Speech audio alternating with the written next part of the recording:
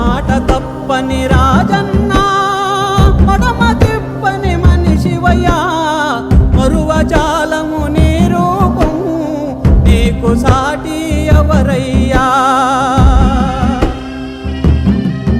మా గుండెల్లో గుడిసెల్లో కొలువుంటావు రాజన్న సాయం సంధ్యా దీపంలో నిన్నే చరిత్ర చూస్తుందయ్యా మనం అధికారంలో ఉన్నప్పుడు ఏం చేశాము చరిత్రలో ఏ విధంగా నిలిచిపోతున్నాము అనేది ముఖ్యం.